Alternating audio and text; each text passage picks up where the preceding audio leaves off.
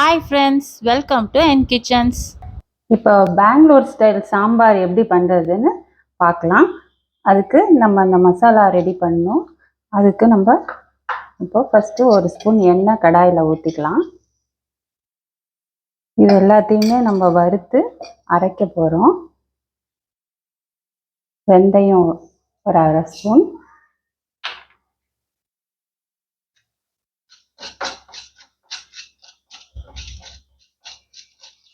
எல்லாமே லைட்டாக ஒரு ப்ரௌன் கலரில் வரணும். மல்லி, கடலைப்பருப்பு 3 டீஸ்பூன்,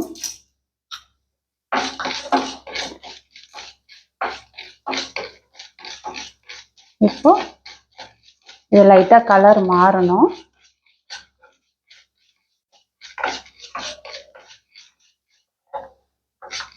இதை நீங்கள் வந்து தனித்தனியாகவும் அரைச்சி செஞ்சுக்கலாம். நான் இதை வந்து எல்லாமே ஒன்றா போட்டு தான் அரைக்க போகிறேன். இப்போ காரத்துக்கு தேவையான மிளகாய், நமக்கு எவ்வளோ காரம் தேவைப்படுதோ போடலாம். இது கலருக்காக நீங்கள் காஷ்மீரி மிளகா கூட சேர்த்துக்கலாம். இதில் கலர் நல்லா ரெட் கலராக நல்லா வரும். இப்போ இது லைட்டாக ஃப்ரை ஆகணும்.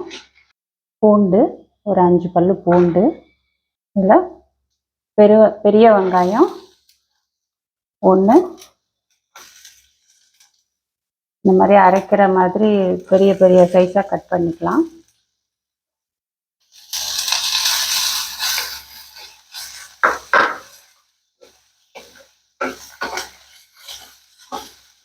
இதோட தக்காளியும் சேர்த்துக்கலாம். நான் ஒரு 2 தக்காளி போட்டிருக்கேன், பெருசாக அரிஞ்சு இதையும் சேர்த்துக்கலாம்.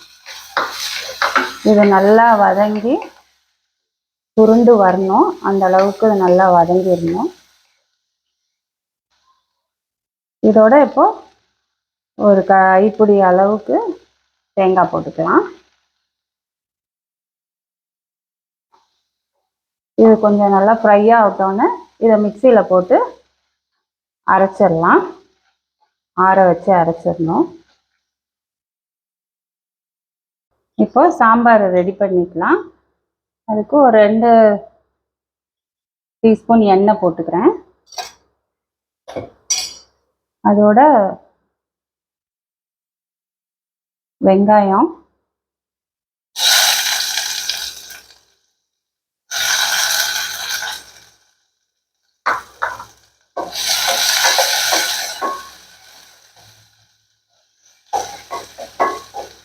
வெங்காயம் வந்து லைட்டாக கலர் மாறட்டும்.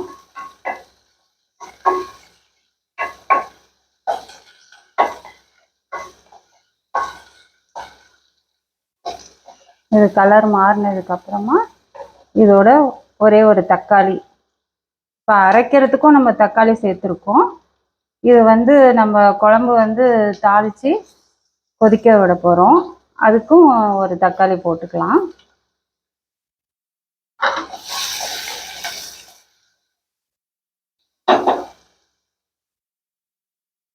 இந்த சாம்பார் ரொம்ப டேஸ்டாக இருக்கும். பெங்களூர் சைட்லலாம் பார்த்தீங்கன்னா இதை ரொம்ப ட்ரெடிஷ்னலாக இதை செய்வாங்க. ரொம்ப நல்லாயிருக்கும் இந்த டேஸ்ட்டு.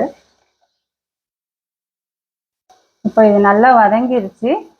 நம்ம துவரம் பருப்பை மஞ்சத்தூள் பூண்டு போட்டு வேக வச்சு கடைஞ்சி வச்சுருக்கோம். அதையும் இதில் ஊற்றிடலாம்.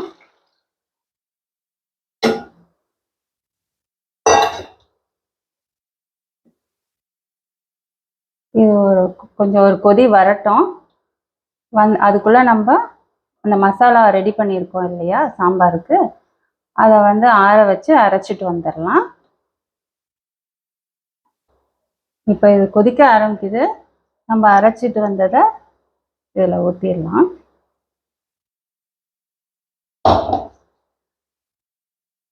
இதையும் நல்லா கலந்து விட்டு நல்லா கொதிக்க விடணும்.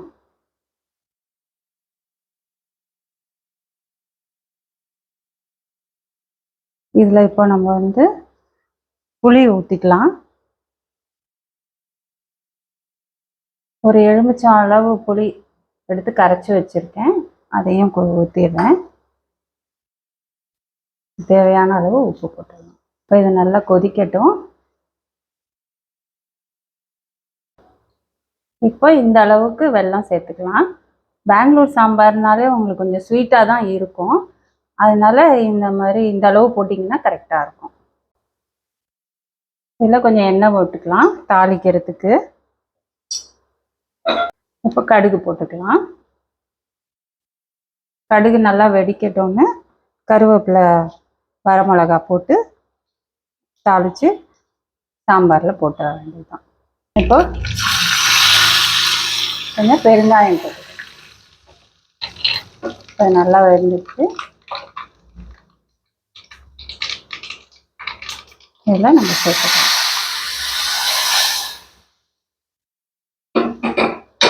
இப்போது இது ரெடி ஆயிடுச்சு. இட்லி தோசையோட ரொம்ப நல்லாயிருக்கும். எல்லாரும் செஞ்சு பாருங்கள். லைக் பண்ணுங்கள், ஷேர் பண்ணுங்கள், சப்ஸ்கிரைப் பண்ணுங்கள். அடுத்த வீடியோவில் இன்னொரு ரெசிபியோட மீட் பண்ணலாம். பாய்.